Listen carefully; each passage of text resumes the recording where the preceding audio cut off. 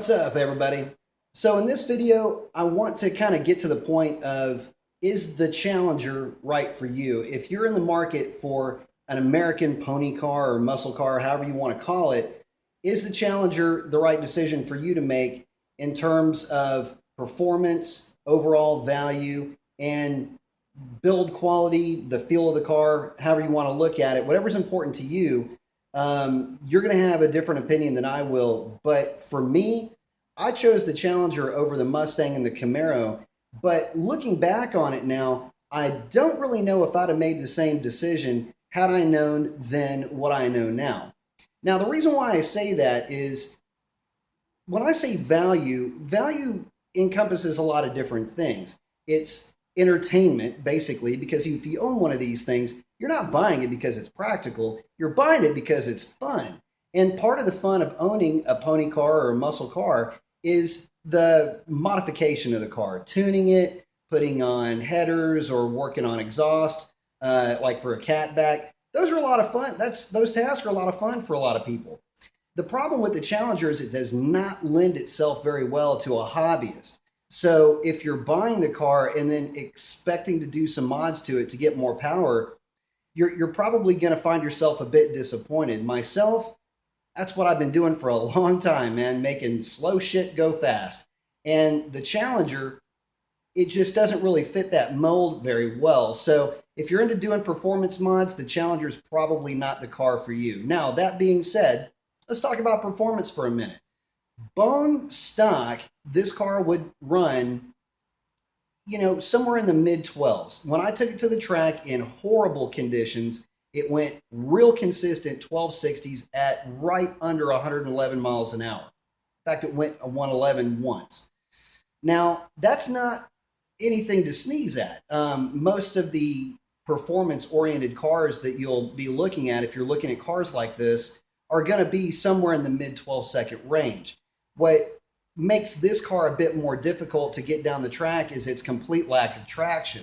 See, Dodge decided that throwing a staggered wheel and tire setup on this thing was just nothing that they wanted to bother with. So because of the smaller size tires, and keep in mind, this is an SRT with 275s, Scat Pack guys have to make do with 245s.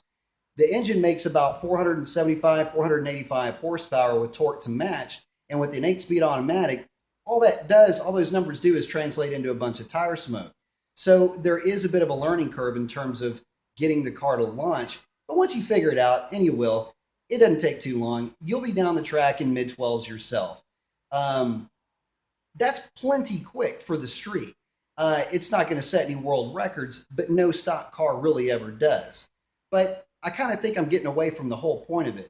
Again, would I recommend this car to you? Well, if modifying the car is something that you're looking forward to doing, I don't recommend it at all. Now, aside from that, again, I gave you the stats on the quarter mile times with the car. In terms of gas mileage, I don't really daily drive this car very often. There are some times where I'll run it into the office. There are other times where I've taken it on road trips. And in those scenarios on the highway, it'll typically get somewhere around 22 miles per gallon rolling around at typical, Texas highway speed, 75, 85 miles an hour. Doesn't really have a problem doing that all day long, and it knocks down decent gas mileage at those speeds. But if you compare those to the Mustang or the Camaro, it's going to be worse. Mustangs I've seen getting somewhere around 26, 27. Camaros are probably not too far from that. So just kind of give you an idea as far as fuel efficiency and all of that, it's at the bottom of the of the three. But one of the cool things that you do get with the Challenger is you do get a larger car. It is a bit more roomy than the Mustang, significantly more roomy than the Camaro, but not a whole lot more spacious than that Mustang. I think the Mustang is a bit more efficient in its use of the space on the inside of that cabin, a little bit better than the Challenger. But still, it's a larger car. You do get more room, and that makes it pretty nice. The car, the SRT anyway, will have the multiple functions for the suspension settings. That makes it really nice. You can set it on full soft, thing just floats down the freeway. You can set it on sport, which is typically where most guys will keep it. Track setting is going to be for anybody that's driven one of these in track setting, it's pretty rough. So most of the time, I doubt you'll be in track setting. But uh, again, it gives you that versatility.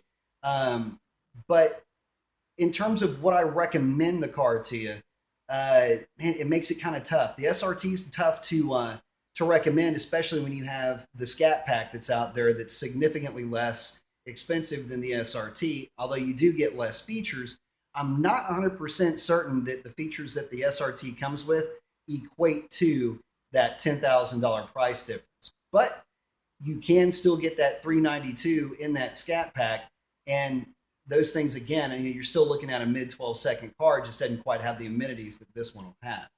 Now, in overall value, is the car really worth the money that you're spending on it? Fuck no, it's not. If you ever watch one of my other videos, there's one where I'm ranting a bit on fit and finish with this car. This car is basically turned into a $50,000 hobby kit for me. I have adjusted the doors, I've adjusted the hood, I've adjusted one of the fenders, and I've adjusted the trunk. The fit and finish on this car has been atrocious. And I made mention in that video that there was actually a QC process that my car went through that many of the other ones don't. And it still came back looking like that. So again, not that big of a deal for me, but it is something to consider. And it does kind of add to a bit of a disappointing overall feeling of a fit, finish, value, things like that. Now, even with that said, personally, yes, I would still buy this car over the Mustang and the Camaro. I like the way that it looks. I like the way that it feels just driving it. The ergonomics of this car fit me the best out of the three.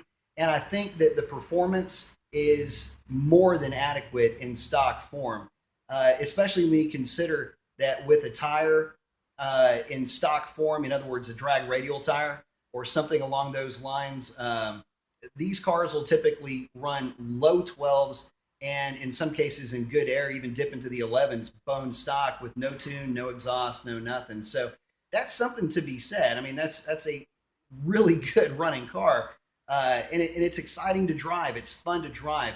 The exhaust note in this thing is just it's a laugh. Every time I get into this car, it just puts a huge grin on my face. I love it.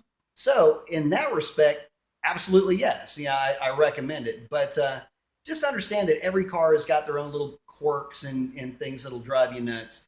I've kind of already gone through them all with this one, and no matter what car you get, they're going to have something about them that's just going to not be quite up to possibly your standards.